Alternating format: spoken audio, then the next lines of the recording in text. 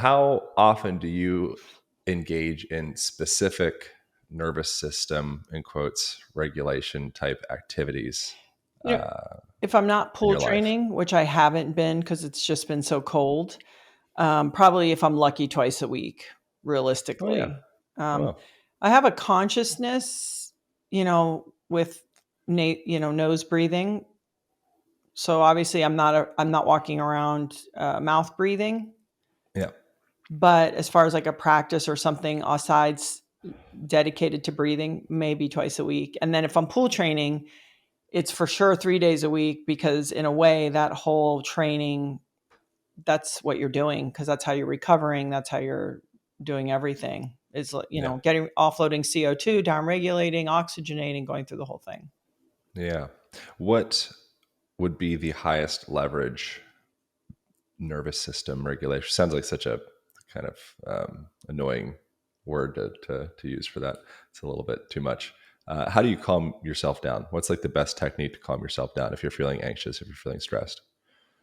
As far as a technique to Yeah. provide for someone else. Very easily for me is once I learned that if the exhale was longer, so 5 seconds in, 7 seconds out, let's say ish, Sure.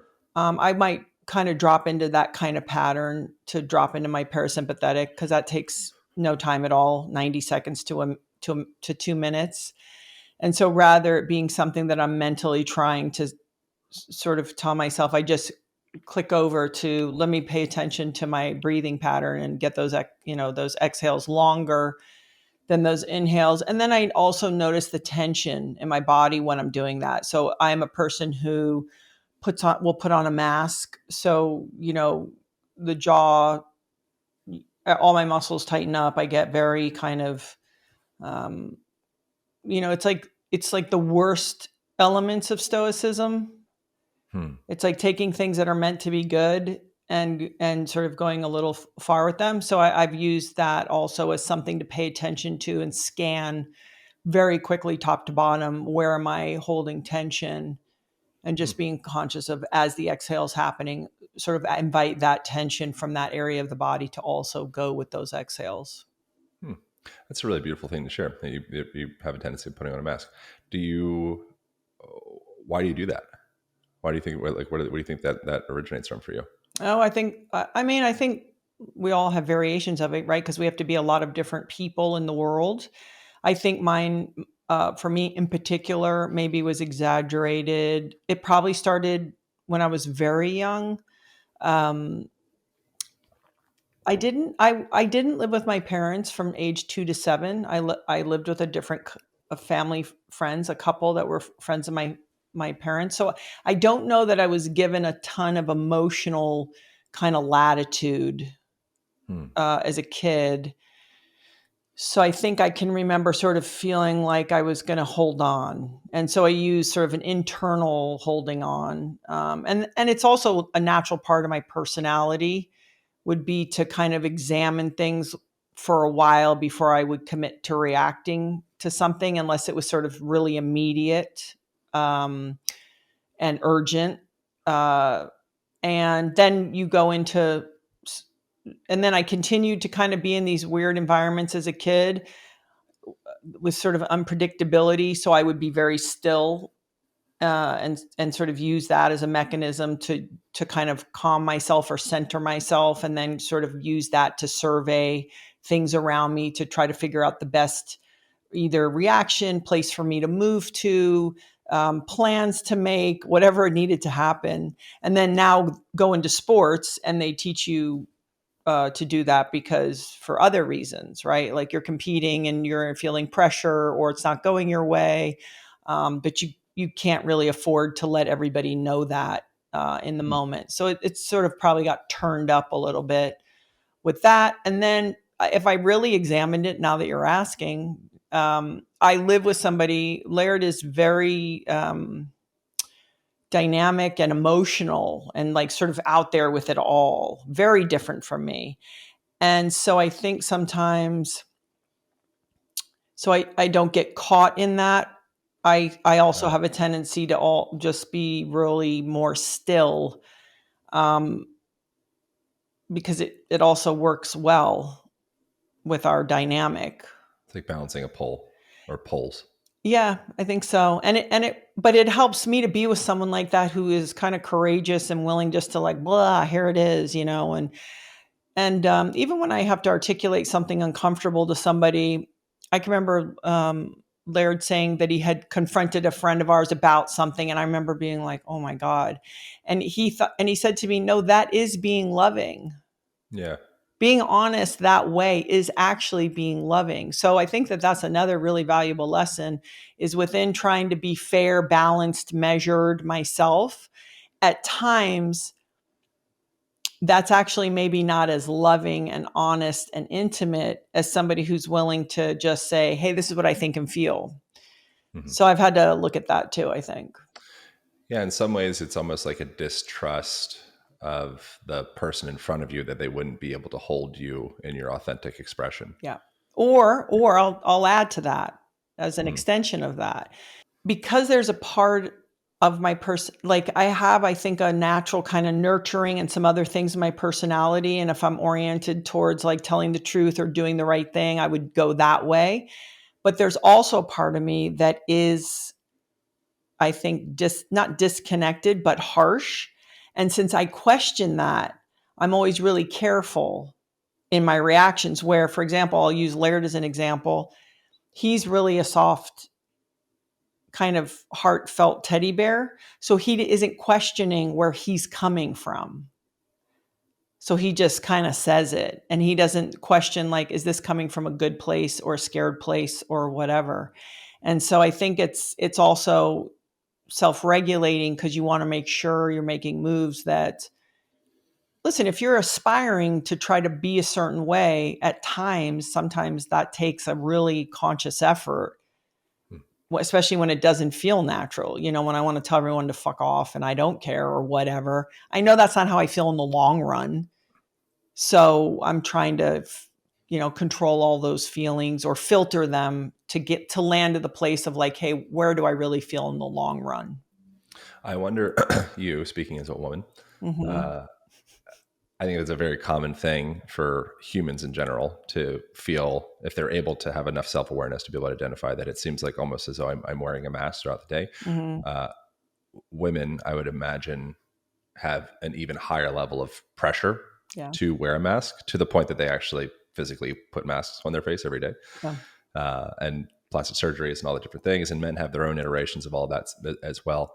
But I wonder for you, speaking as a woman, what are specific, what evokes a sensation within you from your partner or from maybe, I don't know, your community, people you're with, or yourself that makes you distinctly feel safe to be like, wow, I really want to be seen at a more vulnerable way. And I don't feel like there's any necessity to wear the mask. Okay. Well, here's the deal. My reasons are a lot more brutal than that.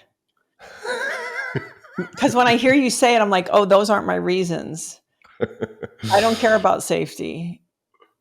I care about not having to go back and do damage control, apologizing, staying in a situation intertwined way too long because I stuck my foot in my mouth. Yeah. My thing is, I'm always looking for the most efficient, clean in get outs. Unless we're in a very intimate dynamic, like we're friends and we're having a real conversation, then it's just all there. Yeah. But if it's like just day to day interactions with people, I'm looking to never be offended. I'm looking to not offend you if I can help it. I'm sort of looking to avoid all things that take extra excess energy that have nothing to do with anything. Hmm. So actually, my reasoning is not about safety; it's about unnecessary entanglement. If at the end I've made a real, what has landed so clearly for me is that to be loving and compassionate and empathetic when I can is always the best way. It is not always the natural way. So I Hmm. use that space, that time to say, okay, what does that look like for you to show up that way? And you know me a little bit. It's still not really warm and fuzzy, but it is of love and it will be of service, but it still has my tone to it, which is, it's pretty matter of fact. So I think I just figured out, if I was creating this code to live by, what were the dynamics that I would be able to do that. Because I'm not actually worried about being direct or telling you what I really think and feel, or saying something that might be uncomfortable. It's more about, is it necessary, and is there a more productive way to get this done than, kind of those tools. And so I think I'm usually trying to measure that out. Hmm. So it's more like a surgical thing for you. Like this is the best, most like the stoic approach is the best approach to get the job done in this. And maybe I don't need to entangle so much like deep, vulnerable, kind of sappy emotional stuff, and I'll just kind of put on like the mask to get her done. Yeah, but I'm happy to be very honest about how I'm feeling, but it still comes across like, not such a reveal. It comes across as like, here, sort of a matter of fact, this is what I'm experiencing. So that ability to observe, at times even can be about like, oh, I'm feeling frustrated. It doesn't mean I'm going to be taken down by my frustration. I'm Yeah. going to be, sidelined. It just means, oh yeah, that emotion is higher today. Yeah. Um, so I wonder, so you've been in relationship with Laird for, you mentioned before, 28 years. yeah, we've been You got together. married after a couple of years. Yeah, we've been together. So November will be 29 years. We've been together, married, 27 years, same time in November. If you had to place a finger on some like a couple, secrets to Mm, longevity in a marriage, yeah. what would be a couple things that stand out? Aaron, it's so interesting. I think it's like parenting, right? It's so wildly personal, what people want and need and what works between two people. What I Yeah. will say that maybe has shown up, it seems pretty powerful, if each individual is coming to the relationship with the idea of serving the relationship and the Mhm. other person. Yeah.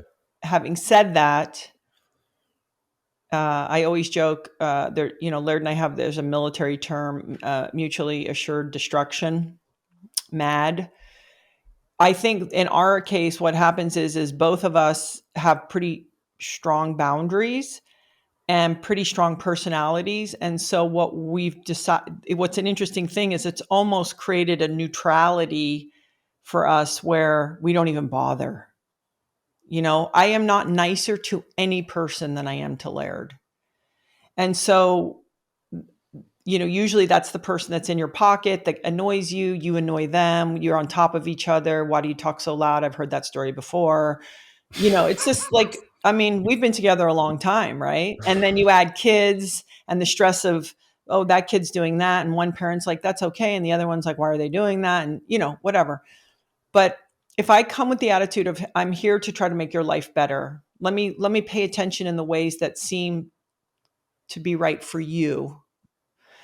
And simultaneously to that, let me have a really strong sense of self and what would like, and what I need to kind of get through my days, and also where I'm building towards.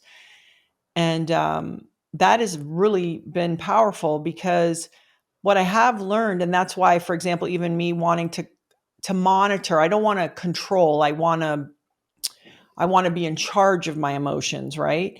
Yeah. Is it's like, I just want to move as much towards positivity, meaning positive words, positive support.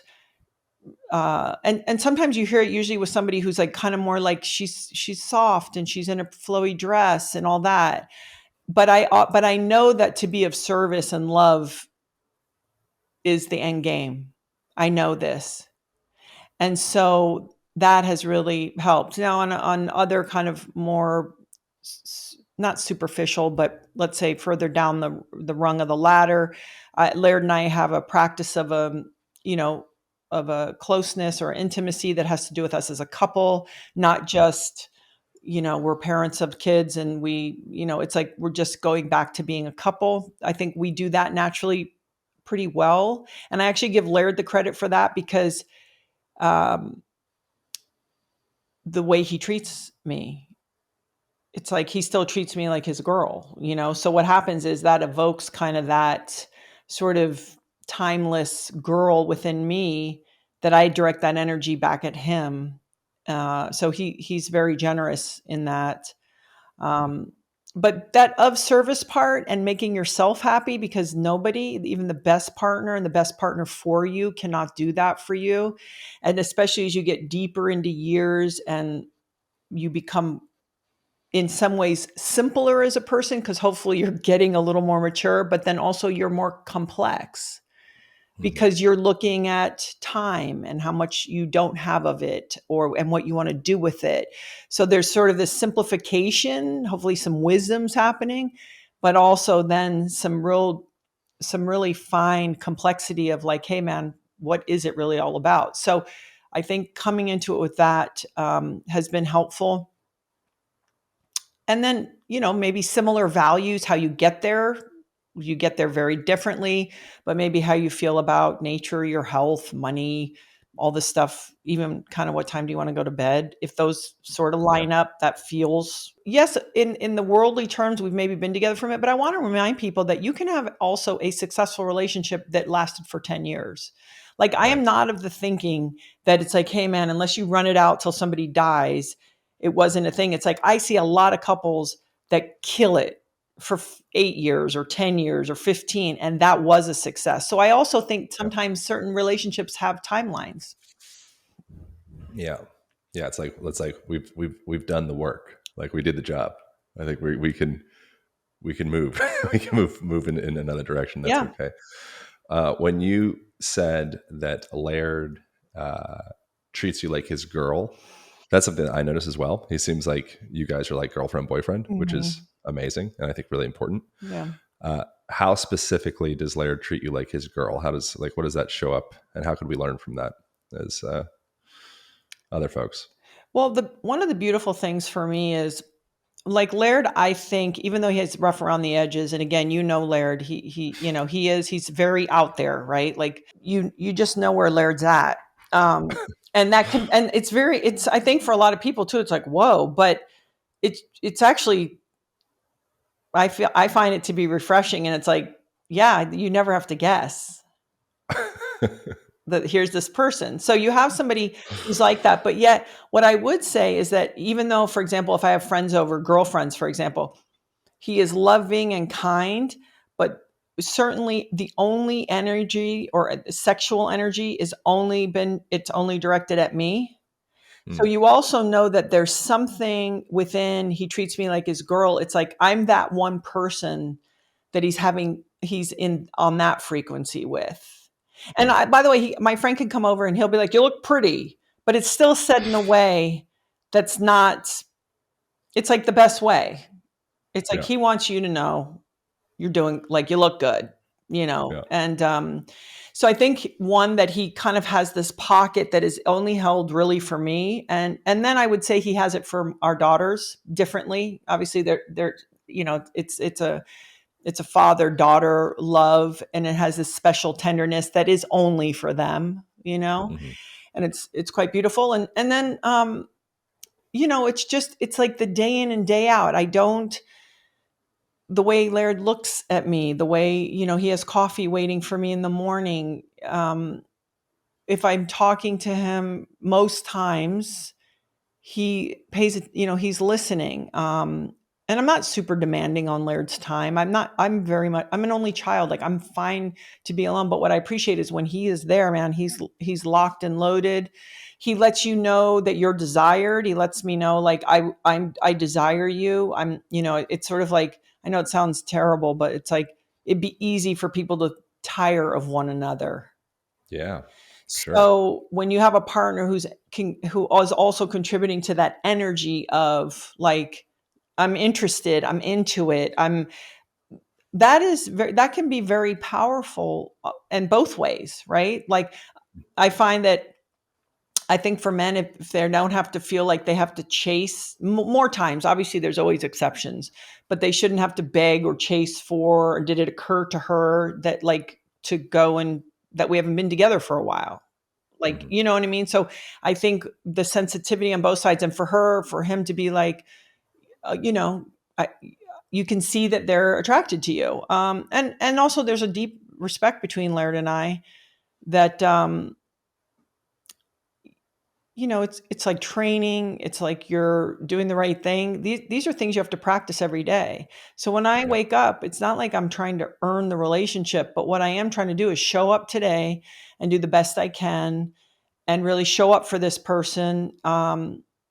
And I'm not assuming because we've been together all these years and we have houses and kids and all this stuff and we're intertwined in business that that's what's going to keep us together. I never think about that.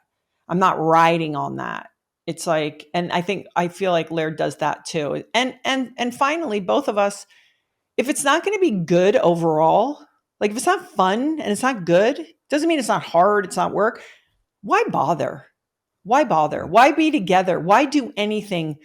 Like it's okay, Mm-hmm. And what people don't realize is you can really contribute to how fun and cool and sexy and exciting and interesting your relationship is.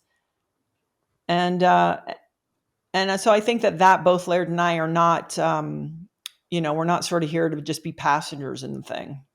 Mm. Yeah, it's a choice to choose joy or choose happiness or choose melancholy or choose sadness or choose disappointment or choose entitlement or choose whatever the thing is. There's a something subconscious driving it, but one does have the power to be able to make it a conscious choice. And something that I think that can show up in relationship, or at least something that I've experienced, is a feeling of I want to be able to show up to do XYZ thing and be all of the things and, make you my girl or you my guy or whatever. But I need to experience these things from you in order for me to, so it's like this pay to play thing. And each partner kind of can come to a stalemate. And Yeah. it's like a power dynamic of I won't do the thing until you do the thing. And I won't do the thing until you do the thing. Yeah. And then you're going to be in a very, a high turmoil relationship that feels very vapid and sad to be Yeah. part Well, of. there's definitely a no-go on that. And this is something I've learned as a female. And again, I know sometimes people get charged up about this stuff, but I'm okay with it because I've seen enough evidence of this that I'm at least comfortable to say I've seen it enough that there's some place in the conversation for it. Hmm. If I am in this dynamic with a person like Laird, so for example, I had uncles, they're from Trinidad, and they used to tell my friend who was getting married, when a man marries a woman, he hopes she never changes, that she stays, so loving and beautiful, la, la, la. And when a woman marries a man, the first thing she thinks is all the way she's going to change him, right? And Right. so there is a maternal kind of thing, I think, sometimes that can create this dynamic where Laird, first of all, made it very clear in our relationship, like I had a mom, and you're not her. And so it was very clear. And what was great is it let me right off the hook. I'm not Laird's mom.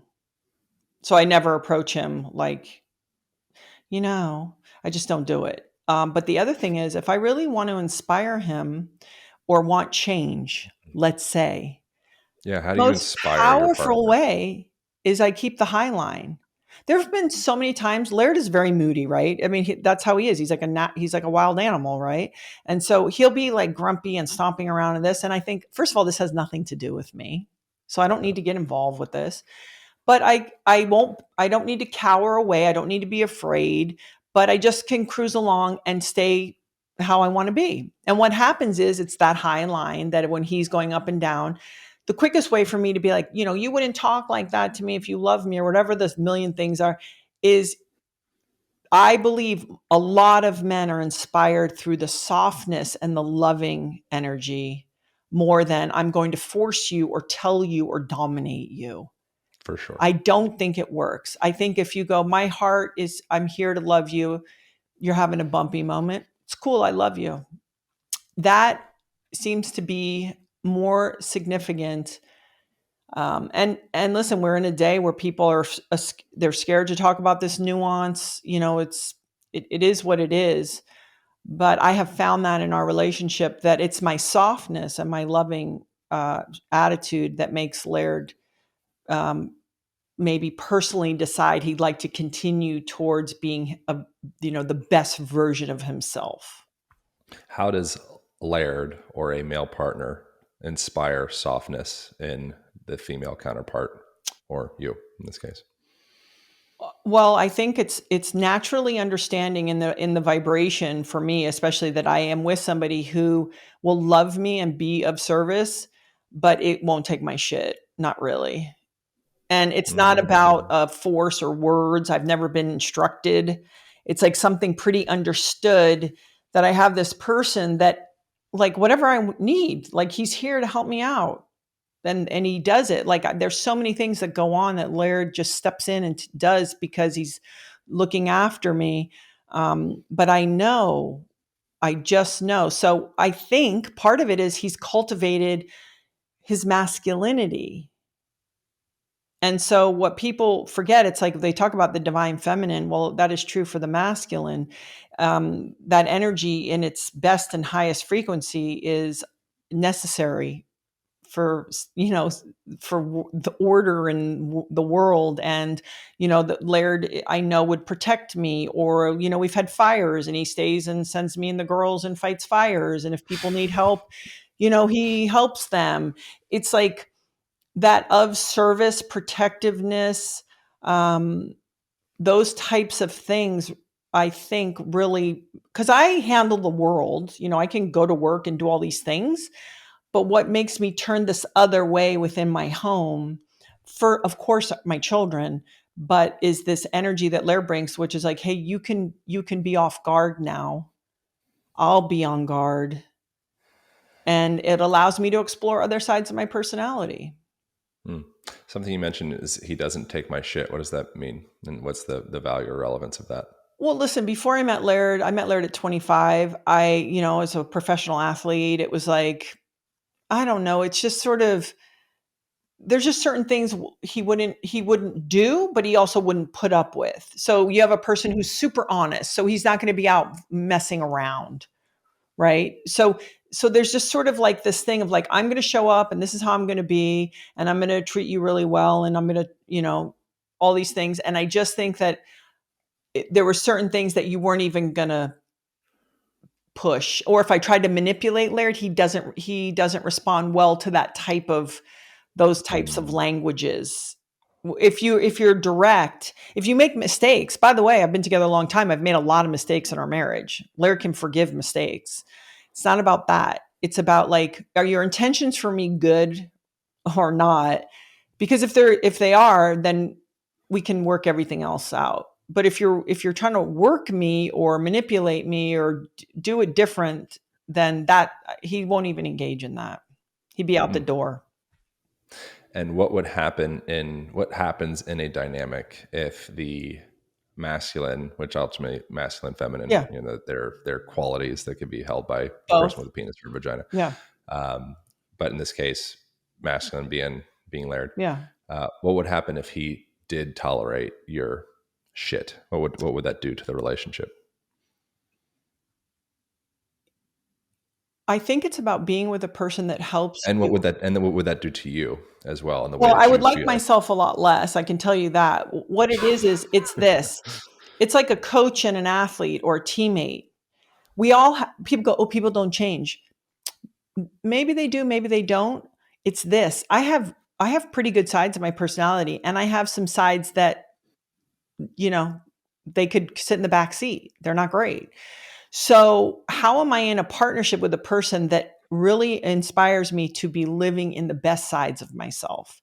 So, when Mm. I'm with Laird, that ability to have very clear boundaries without force Hmm. really helps me stay directed into my best sides of my personality. And so that's what it looks like when there's boundaries. When not, all of a sudden, if I start to take over or say, we should do this, or you should do that, or why'd you say that at dinner?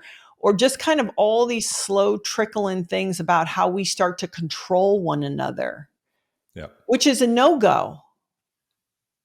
I think each person is a separate person, and there's these moments that you're overlapping, whether it's as a family, as a couple, as parents, whatever it is, but you are separate people. So me staying in my business, like Byron Katie says, there's three types of business: my business, your business and God's business. It's the same with Laird. Like, in a way, I stay out of Laird's business. I'm here to help him out and love him and do whatever, but I got to worry about my business. I got to be taking care and doing my work on myself. So I think those boundaries just keep pushing me back into, yeah, what are you really in charge of, in control of? How does a masculine partner um, impose those boundaries in a way that actually feels constructive and feels safe for Mm. you? Well, it's whatever he's willing to do too.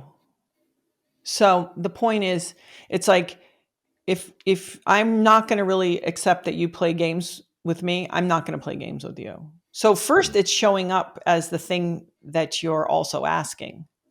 Hmm. So when we talk about that energy, I think it's almost like gets implied by your conduct first. It kind of shows up, and you kind of feel it, and you go, something, I'm understanding something about this person. And then, of course, because we have to check, we push in here and there. And then I think in that moment, like when I said something to Laird and that one time, and he did say to me, like, I had a mom. So I was like, okay, that's super clear. Um, but it's sort of like, it's like parenting in the same way. I could ask my kids to be polite or to try to eat well or do all the things, or I could do that. Yeah. And ultimately, at the end, it's still the most powerful. So whether it's the masculine or the feminine, sort of creating these boundaries and understood, I think when we are that hope of, whatever these ideals are and values that we're trying to live by and are hoping our partner would, I think when we can embody them to the best of our ability, it just becomes understood. The other person would just fall off or come on up and they're ready to roll with you. And I think it would take care of itself. Hmm. If you guys are in a place where you're heated or reactive or Hmm. kind of like regressing back to 6-year-old versions of you, which I'm Hmm. sure happens with, I don't know what the level of regularity is, but I'm sure it happens if you're a human. Uh, what do you do? What's like the order of operations? Well, okay. So this is what's interesting. So, you were saying about masculine and feminine. Yeah. Some of my emotionality is way more masculine than Laird's, right? We joke. I have three Yeah. daughters. Laird is the heart of the house. Let's don't Yeah. kid ourselves. Like, even my youngest daughter is like, God, Dad is so sensitive, right? So, so what's interesting is I have somebody who is so loving and kind. However, because of his environment that he's been in for all these years, the worse it gets, the tighter it gets, the more pinched and squeezed it gets, the calmer, clearer, more relaxed Laird is. Hmm. So when we get in these heated moments, if I finally get emotional, because it takes a while, like, I don't just jump there. If I finally get upset, Laird might just lean in and just say, like, give me a hug, even if it's like we're not Hmm. seeing eye to eye. So we have a tendency not to get, we definitely don't bicker, because that's just, we don't have the good energy for that. Some people Hmm. can do it and it's like kind of playful and that's how they communicate, and that actually works. In our case, I think both of us work hard to keep the peace. And if somebody steps on somebody's toes, it's like, hey, can, da da da. We've been together long enough that you can cut through that stuff pretty quick. But you just have to realize that right when I can fall apart is when Laird gets right straight down the middle. So we have that going for us. Right Hmm. when I'm, about to lose my mind or my perspective or whatever, Laird's like, okay, what's up? Because Hmm. I think he's trained that muscle for, we are in a very critical situation. All right, let's be calm and make really good decisions. And so Does I have that in my favor with him. How is Laird with like falling apart in front of you? Is that a thing that has happened or happens? You don't need to be specific, but is there a part where it's kind of like, oh, I'm gonna hold you and I think it's more about just trying to understand what he wants to do. I don't know if this makes sense hmm, for you. It might. I think as a guy who has a personal mission and a quest, as much as he loves his family, he has this internal mission. And I think his version of falling apart is when he's questioning, how much longer will I get to do this? Oh, my body is not cooperating. hmm, He's not or even things like when we were going through business stuff, he could say to me like, I thought all I'd have to do is like be the best at something and that would take care of everything. Right? Like just whatever those real thoughts are. Yeah. And just being somebody who doesn't, I don't try to fix Laird's problems. I just try to listen or ask when I can tell something's up, like if he's okay, truly okay. Not like, are you okay? But like, how are you doing? How are you feeling? Um, and so I think that's his version of falling apart. So if I can just be still and be interested, um, I think that's sometimes really all he needs. Yeah. What do you think the if you were, I mean, I'm sure you're around other relationships that maybe have they've been together for a much less amount of time and they probably bicker and fight and there's a lot more volatility and Yeah. things of the sort. What do you see are some of like the blank spots or vacancies or places where people could maybe show up in a little bit different way, or maybe some of the mistakes that people are making in relationships that you from your place and life and relationship and such might be able to see that maybe perhaps they might have a blind spot towards? Is there anything that like stands out in general, I think, ways that people mess up relationships? well, first of all, is not figuring out what you need. I think a lot of us, I mean, I have my own at times, especially like professionally, like my own frustrations at times or whatever. So I think it always still orients back to what thing we think this relationship is supposed to do for us. So Hmm. it's first getting people to really understand. That's why I'm such a pimp for try to eat well and move around, because I do think it's one of the easiest tools in the toolbox that we have to make all of this so much easier, right? Yeah, And for sure. so that part, then it's and then it's the expectations. Let's say, for example, if you have a kid and somehow one partner thinks that their experience, it's not fair that the other partner's experience is different. It is, especially when you have new kids. When you have new babies, my experience as the birthing mother is going to be very different than Laird's. So I can't resent him or be like, it's not the same. It's like, it isn't.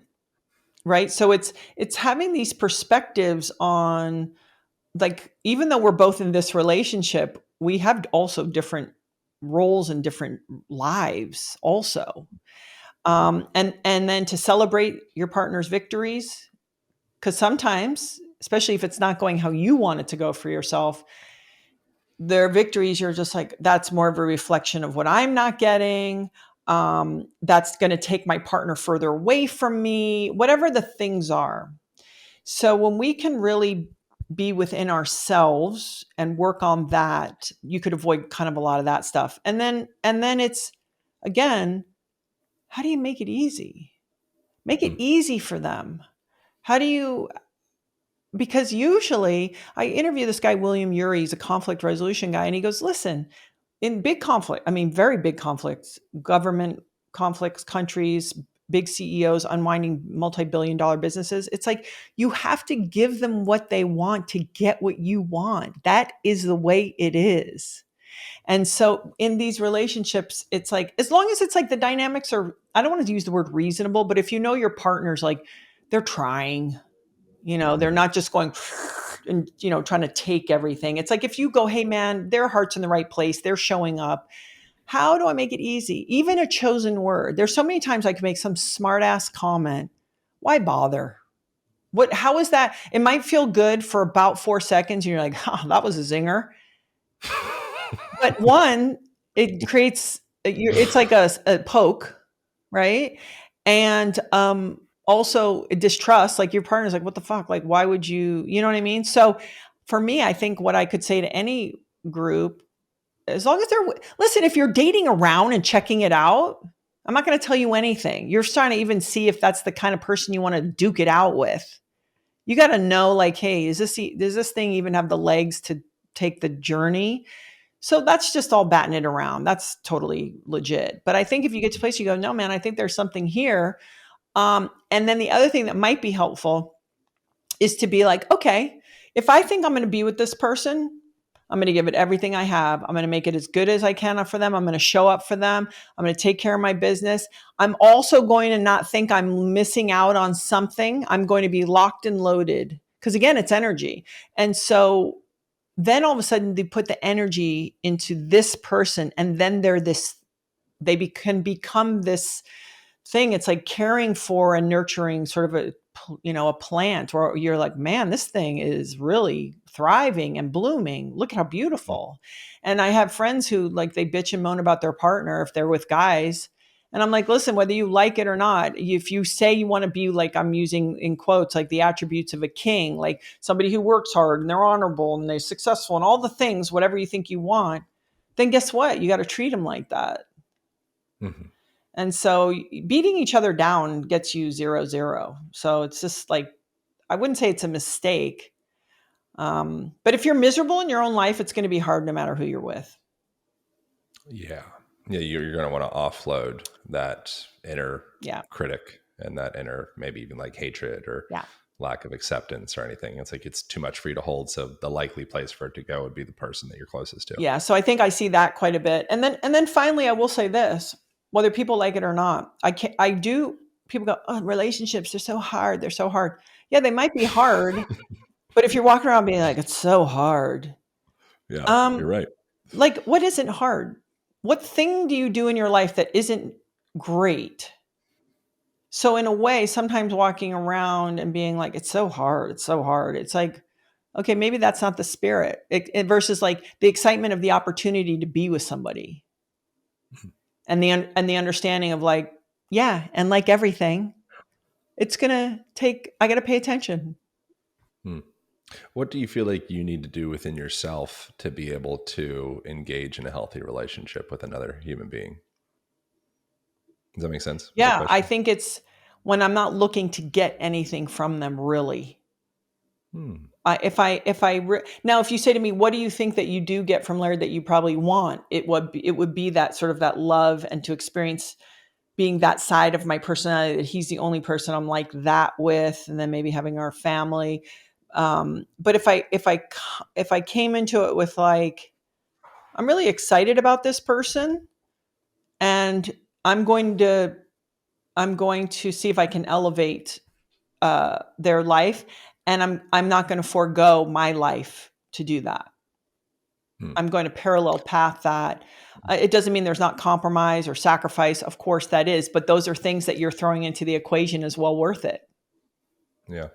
I'd imagine if you've been with a partner for 28 years, I'd imagine you guys have been very different versions of yourselves along that path. Mm-hmm. What has that been like? What are like how do you maintain, I'm this version, probably every 7 years or so, you're pretty much a totally different person, at least like biologically speaking, but like mental, emotionally, psychologically, like you're kind of a totally new human being, and you're with a totally new human being. And you also have years of baggage of stories that perhaps could place them back into a past version of themselves that may not actually be consistent with the moment. How does a relationship navigate that dynamic of like past, present selves? But that's that waking up every day and saying, okay, I'm going to show up today and do it today. And what happens is like, okay, so without over getting into it, I would say there's two occasions in our relationship we could have been divorced. One, certainly I take responsibility for, in 2000, and Laird basically was an alcoholic for the first 12 years we were together. Red wine, you wouldn't know, always at home, doing some of the best surfing of his life, up at 4, training, insane, right? So when Laird decided about 16 years ago, this isn't working, I have to stop. And there was some destructive behavior connected to that. And it's when I was pregnant with my third daughter that Laird decided to stop drinking. But the point is that each time we got through all this shit, like the first time, Laird had to kind of bite the bullet and really show up extra for me because I wasn't able, right? I was coming through being like, I'm really scared to be vulnerable and be truly intimate. And we had been together for 5 years at that time, and we were married. And I was like, oh yeah, no. Like, I had experienced a lot of loss when your parents leave, and, you're just sort of like, I'm on my own, it's just more comfortable. And Laird was like, yeah, okay, are you done now? Like, are you ready to try? And then, so years forward, when Laird decided I can't do the alcohol thing anymore, and we had gone through stuff, I said, one thing that was really important for me was um, somebody taught me about forgiveness, and that it was Laird. And it was genuinely saying to this person, because you go through your shit or whatever happens, if you, like in Laird's case with the alcohol, okay, full left turn, different behavior, let's move on. And I think it is like parenting. My kids, they drive, they're young adults. They're not how they were when they were 6. So how do I view you with new eyes? And I think you do that in your partnership. And what's cool is nature does something really interesting. Women, and maybe it's a drop in estrogens or a raising of testosterone. Men, it's a lowering of testosterone. So all these sort of interesting things happen as you get older, where the woman becomes, in a different way, more direct. She's sort of less pleasing. Like, I'm not here to please everybody. I'm here to help you and serve you and love you. But if like people get their feelings hurt or something happens, I'm not like, is that okay? I don't do that. That was like in your 20s. And then by the time you're about 40 or so, you start to move away from that kind of thing. And what happens to men is I see that they'll start to almost cherish their families more. Mm-hmm. So I think if we go with, again, being individually as healthy as we can, that there's sort of these interesting cycles that will show up where the changes in both people, and again, if those values are aligned, I feel like you can not only grow through it, but you can then see them for who they are in this moment. I think you learn to let go. If you're with someone long enough, like someone will say to me, like, "Oh, I don't mean to offend you." I go, it's impossible pretty much at this point. Like when you're with someone enough, you better figure out that you don't really want to be offended. You know what I mean? Like it's like not personal. So you learn quickly, let it go. Oh, that was last week, but this is who you are right now. Great. Let's go with this. Yeah, it seems like that's probably just a protective strategy for a person, not letting go of the past. Yeah. And it's death. So ultimately, they feel probably unsafe. Yeah. It's death. I, Mm-hmm. I even do that with people that I know for a long time. And every time I see them, I go, you know what? Because maybe I don't have great chemistry with them or something. I go, you know what? I'm only going to take the experience as I experience it today. I'm not going to pile on all the shit of like, oh God, the last time I talked to them. It's like, I'm just going to take it as today. And I think that can be really, really helpful. What's the recipe for forgiveness to truly be able to let something go Mm. with someone you love and care about? I think you gotta excavate all the shit, all the weird shit that why you're upset or hurt, like all of it, like even the stuff that's like unreasonable, psychotic, mean, uh, whatever it is, all the things, all the thoughts, the feelings, and excavate it. And then I think it's really important that you say to somebody, I, I, I'm working on forgiving you, and I'm maybe not there yet. Doesn't mean you're going to do this for months. It just means, especially if you've had a thing, a situation, an argument, an event, whatever it is, it's just being like, okay, if we're deciding we're going to work through this, I am going to come with my honesty about all the things I'm feeling, and I'm working on it. And then the day that you say to somebody, okay, I, I forgive you, I'm moving on, I think it then becomes almost about understanding that we keep the misery alive through the cranium and just being like, this doesn't even exist anymore, this bullshit. Why am I Mm-hmm. keeping it alive? And so kind of, trying to work it out and then just being like, what's going on now? Because all that suffering that we keep alive in our mind, it's like, it's over. Yeah. If a person's nervous system is under a chronic state of duress or stress or fight flight, they're going to start to see hoses that they believe to be snakes, and anything that could potentially be a simulacrum of something stressful or something dangerous, suddenly, it becomes a real physiological threat and stress to the Yeah. person. So I think so much of the process of being able to find compassion with a relationship or forgiveness or anything ultimately would probably come back in a lot of ways to what you said in the beginning of just like, you got to do the things Yeah. within yourself to be able to discharge, Yeah. and come into a place of actually like, just getting outside and exercising and eating healthy food and apologizing, making eye contact with people. Maybe not a public, but like asking for forgiveness for the things that you actually, are warranted. Yeah. And Being I'm able to very proud. drop your pride. I'm very prideful, very. And I wasn't taught in a safe way. And Laird is the one who taught me about forgiveness. And I have, I've had to and chosen to and learned to apologize even to my children. Um, and there's something so freeing about not having to guard a position. Yeah. It's like, oh, thank I don't God. need to win. I don't need to win this. No. And that's the other key right there, Aaron, is I don't I enter these conversations and I feel like Laird does too, of like, how do we get to the bottom of it and a resolution versus, oh Hmm. no, I'm here to be right. Yeah. Yeah. You can have you can either be in a relation. What is it?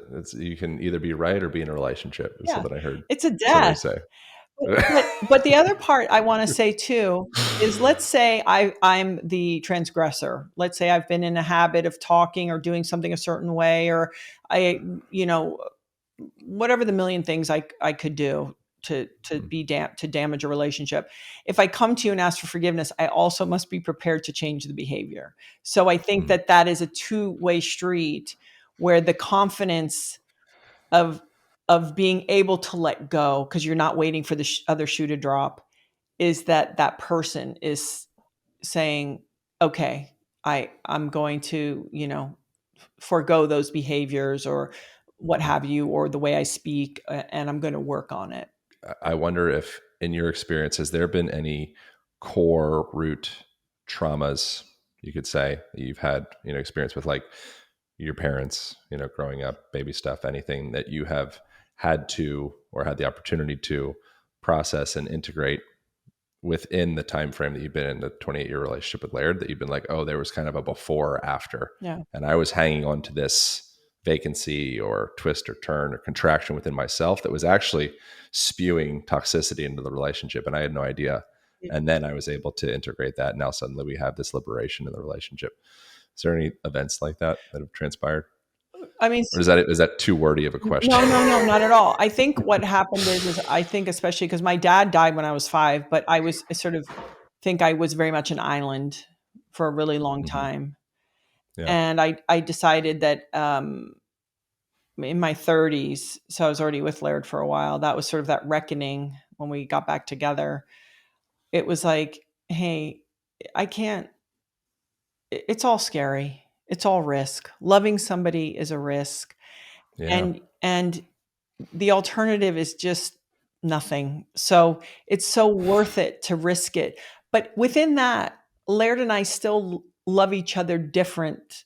Our love, the way we communicate, right? Like, I would say in certain ways it is harder to be with a person like me, because I am sometimes more in my mind, where Laird is just sort of there with his heart on his sleeve. So within it also is working and understanding each other's languages, and that improves too.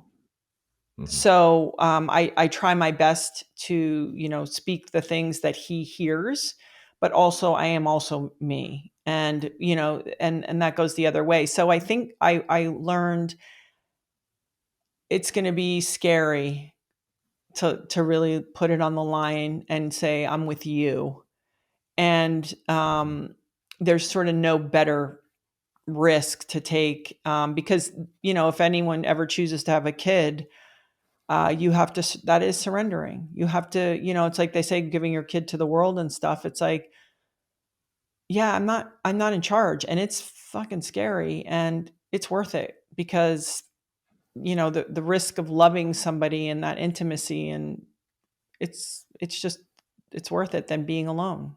I mean, being, Yeah. or not being able, or not being willing, or whatever it is. It's like, go for it. And also, but don't be an idiot. Like, don't be like, well, I'm this age, so I guess this person's okay. It's like, fight for it. Like, fight for what you reflects you. And forget Yeah. the narratives, right? Like, oh, I'm 30, I'm 40. It's like none of that matters. It's each person's life, the way they want to do it. Don't settle. But if, man, you get that idea that, oh, this person, there's something, then yeah, check it out for sure. And I imagine there's nuance to the concept of alone, where you could be alone Mhm. and allowing the world in and allowing love in, allowing like this, reciprocity and intermingling of energy and connection Yes. with people in a really free, beautiful way. And then there's the I'm fucking terrified of being hurt. So I'm just going to kind of put myself into a hole and just pretend to be living, but I'm actually living from a place of Yeah. scarcity and fear. And I feel nothing or terrible. Yeah, and that's the one I mean, or that person, you might even find a Yeah. partner that would tolerate that, which, Right. but you're still kind of Mm. holding, and so because the other thing is when we say how we really feel, when we show, it's also like receiving, asking for help. This is true intimacy. Mm. Me being brave faced, me being of service to everybody all the time, that actually isn't intimate. That's out Mm. to, It's protective. into out to take in, right? So I think it's also understanding that to show ourselves is, and someone to go, yeah, it's okay. I accept you. I love you. I think is really a powerful thing. Yeah. Yeah. It's like and we can end on that note, but it's like Ram Dass said something about, love is terrifying, but you can't afford not to allow it in. Yeah. So it's like you're accepting destruction. And I think the sooner that you can accept that fate of I'm gonna die Yep. for sure. Yep. Everybody around me is gonna die. I'm gonna have pain. Yes. I'm gonna lose you. I get this dog. It's the best day of my life. I know I've already accepted. I signed the contract. I'm gonna be burying this thing Yep. and I'm gonna be crying. It's gonna be terrible. I accept. That's I'm in. but that's Let's the go. real, that's the real magic. Because you're just like, holy cow, here we go. Here we go. Here we go. This is gonna I suck. mean, every time Larry goes away on like big surf stuff, I go, well, here we go. But Right. he always reminds me too. He's like, because people say, oh, it's so dangerous. He goes, you can die at any time for any reason. And it's like, it's true that. That's like another Ram Dass bit. He said he got this from like his dead spiritual teacher Yeah. person, or like channeled Oh, information. yeah, But he yeah. said, I'm sure you've heard this, that death is like taking off a tight shoe, and like you don't, let's say, he's like, tell me about death. He said, death is absolutely safe, which is an interesting, Yeah. far out concept of like, we have so much contraction and fear around what could be. But I wonder, it's something that I was talking to somebody about recently in a sauna, where conversations like this arise. I wonder how much fear of love and like allowing love in and allowing, emotional vulnerability and such could potentially also be tied into like a fear of one's own death. And it's almost like a micro, Yeah. like a petite mort, like a little like micro death Yeah. of allowing yourself to open up in that way. And I wonder if you really truly came into right relation with your own transitioning out of this body, whatever that means to you. Yeah. I wonder if that would make loving easier.